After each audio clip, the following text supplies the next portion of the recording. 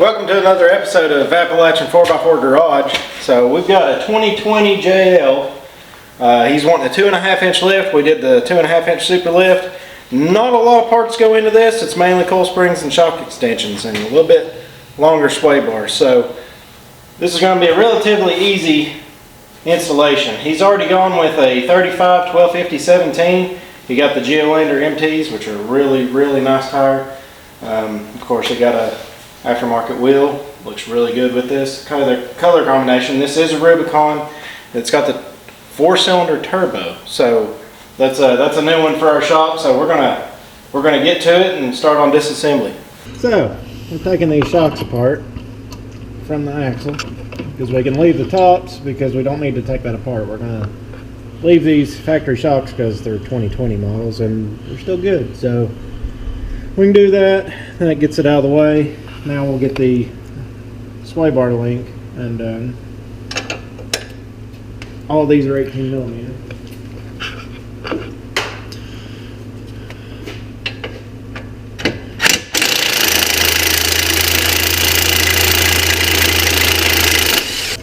Highly doubt that's going to come loose, but we can try it. Nope. I'm going to have to use an 18 ratchet wrench and the correct Allen wrench to hold that stud still. We'll go to the other side.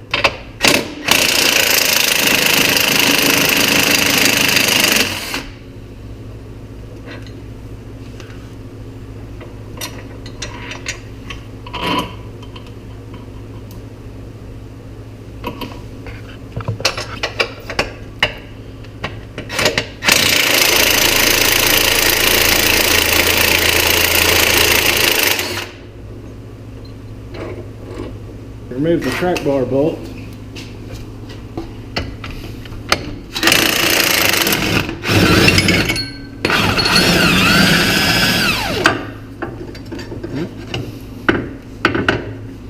That way that'll allow the travel that we need to get those coil springs out. Also, you're going to want to take a 12 millimeter and remove your brake lines from the axle. That way it can move more and you're not going to rip them out. Alright, now we've got the coil springs in, we're just going to recap on what we've done. So you're going to have to let down, you've got to unplug your locker in the rear because it will break this wiring harness. You definitely don't want to do that. We unhook these from the axle housing there. They're already hooked back up. So this nylon block is going to go in here. That is a bump stop extension. It comes with all the supplied hardware. I'll go straight down. There's already provided holes in this bump stop bracket. So it's going to be a 9/16 on the top and a 9/16 on the bottom. And these are locking nuts, so you don't need a washer on the bottom.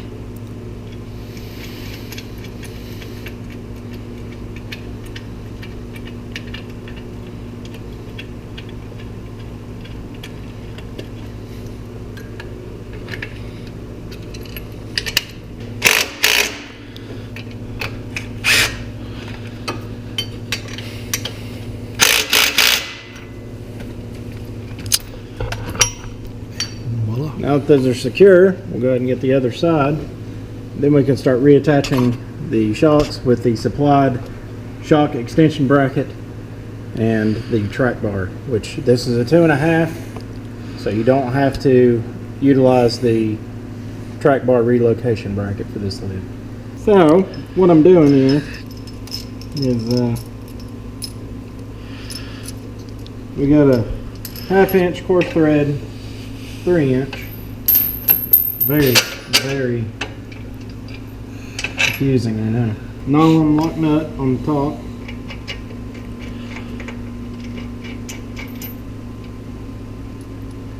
Self-locking nut on the bottom. So we're gonna tighten all this up. This extends the shock mounting from right here up. So your factory shock will now bolt into that. Here is the finished product on the rear end of this lift kit. So you have the shock extension brackets. Again, this is a brand new Jeep, so the shocks are not that old. There's nothing wrong with leaving them on there. The extended rear sway bar links. These have the option or you can mount them inside or outside. These are going to go on the inside just because it works a lot better for this model. Bump stops, of course your coil springs, everything reattached. This model does not come with a track bar bracket. However, there is a note in the instructions that it says if you experience wear on the tires, or if the rear end feels like it's loose, then you can order the track bar bracket, and all it's going to do is attach here, lift the track bar up just a little bit more. But that's what the rear looks like finished. We'll go ahead and get the front done, then we'll set it down on the ground and look at the difference. Now we're ready to start disassembly on the front. We're going to start with unhooking the sway bar links, and then we'll unhook the brake lines on both sides, sway bars on both sides. Track bar we'll take out of the bottom only, and that should get everything, and your shocks, you're going to unhook your shocks, and that should let everything drop down out of the way enough to us to get the factory coil springs out. Also, it recommends in this installation procedure that you unhook the front drive shaft from the axle housing. So we're going to go ahead and get that taken care of when we get back with you. So instead of taking the upper and lower control arms loose, and it's a lot easier to do it like this. So we're going to unhook your brake line bracket from the frame here, unhook your disconnect harness right here. We unhooked the shock, and we unhooked sway bar links and the track bar. So now you can lift the coil right out. Factory coil spring. But we're not done. We're not ready to install the new coil spring in yet. So there's already a hole in the bottom of this. This is going to be for your bump stop extensions for the front. They're going to look different than the bump stop extensions for the back. So this is what your front bump stop extension is going to look like. It's going to have a recessed hole, flush hole. Obviously flush hole goes down. Bolt's going to go through. So you're going to have a 3/8, a 2.5 inch bolt. It's going to go right down through the center of it. It's going to go right down. In the past, we've dealt with these where you have to fish your hand up in here and try to hold on to a washer and a nut and so forth. It's not very fun at all. These kits actually come with a welded nut plate. It's a lot easier. Just take this, throw it right up in there, get it lined up, turn it right around, then you can thread it right into it. Makes it a whole lot easier, a whole lot simpler. That's why we go with the quality that we do on these lifts. Alright, we'll buzz that down, and that'll be installed.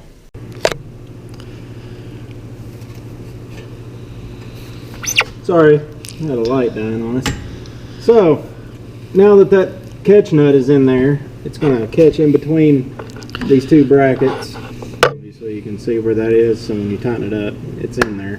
Bolts through the top, it's on the bottom. Now, I'm going to leave this isolator on the bottom here with this lift. Go ahead and get this brake line back out of the way, that'll go in out there. So now, we're ready to go ahead and get the other side, because we don't want to do one side with this because we're going to be fighting ourselves with a coil spring up in there. So we'll get the other side disassembled and we'll join you here in just a second. So these are your front sway bar links. You can notice that these aren't straight. So your bushings are straight with each other, but it's got an offset. So these are specific of the direction that they go in.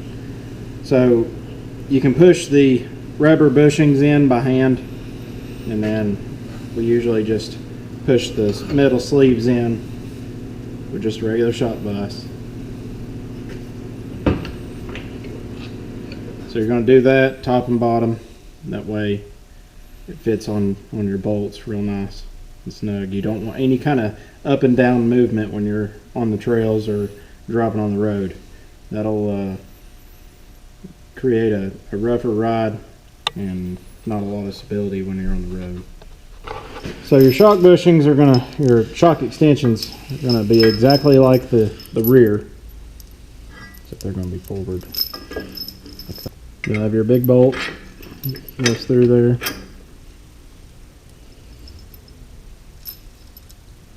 Your smaller bolt, they'll go through there as well with your sleeve.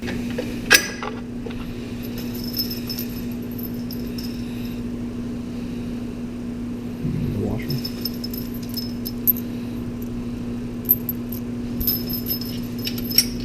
Washer, nylon lock nut.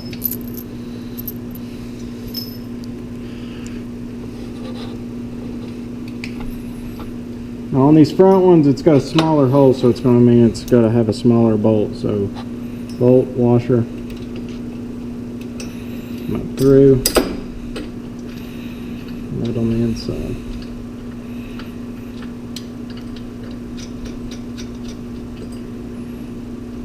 Now we'll get these buzzed down and get the other side. That way we can reattach the shocks. So when you're assembling all your shock relocation brackets, you do not want to tighten up this bolt just yet. You want to be able to get your shock back in, because when you tighten this up, it's going to squeeze this and you won't be able to get your shock in there, and it gets really frustrating. So you want to go ahead and bolt your shock in, just run the bolt through, and then after you get that in there, then you can tighten this up.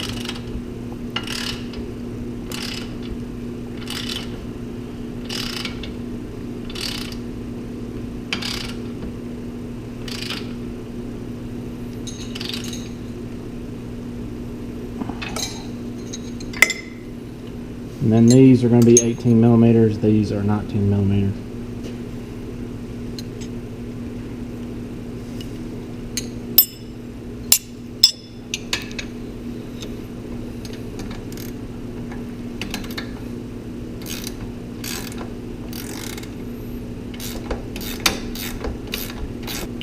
Also, when you're fitting these brackets on, you want to make sure that you orient them in the correct position.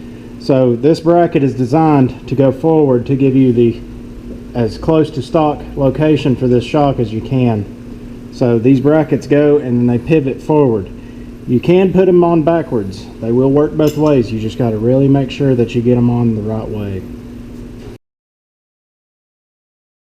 So your sway bars, like I was talking about the joggle in it.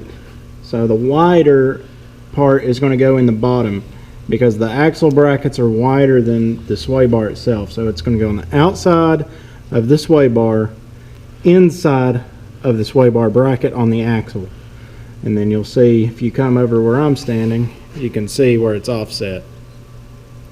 So we'll tighten up our bottom and top bolt, and then we'll be ready to move on to the next step, which is going to be reinstalling the track bar and going ahead and reinstalling our axle disconnect and the locker harness. It's going to be the disconnect over here. This is your locker harness, and then your differential breather tube and the brake line.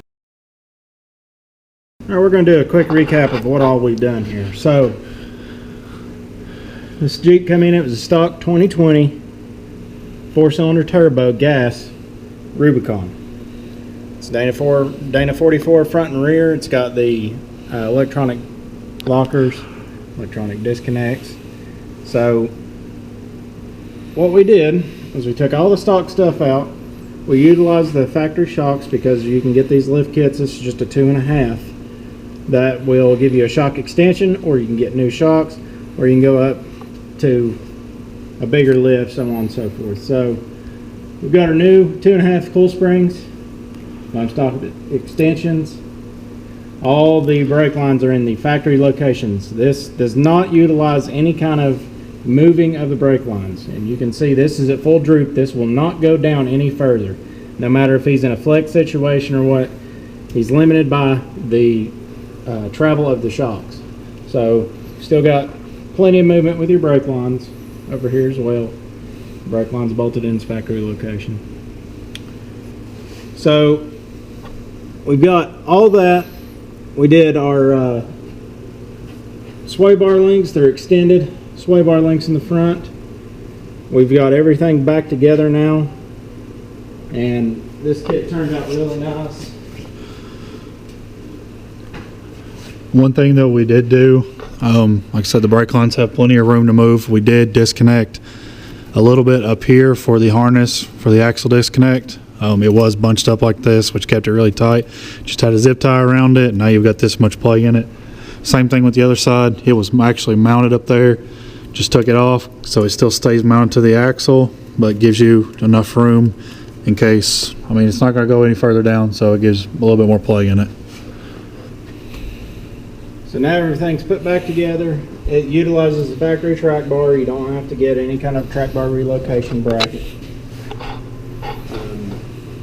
Your sway bar is actually down a little bit further than it needs to be. Once it sits down on all fours, it'll actually move back and center itself where it's supposed to. So that is pretty much everything with a lift kit installation. It's not hard if you have the right tools for the job, if you're very knowledgeable or just beginners. These instructions for these lift kits are very detailed. They do a really good job in explaining everything. They've got plenty of, all the illustrations. So we're going to set it back down on all fours and see what the difference is, and get some more after pictures of it. So we got the Jeep completed, and man, it looks killer. 2.5 lifted a lot higher than we expected. It didn't settle very much, which it's sitting right at the rod height that it's going to. Keep in mind that these are 35s, and he's got plenty of travel room, and this thing just looks awesome. We're gonna get it aligned first thing in the morning, and he should be ready to pick it up. So if you like what we're doing here, make sure to like, subscribe, help us out on our YouTube channel. We've also got a Patreon site now, where you can go and get more content that's not actually going to be on our Appalachian 4x4 page. Go to it's Appalachian 4x4 Garage on the Patreon website.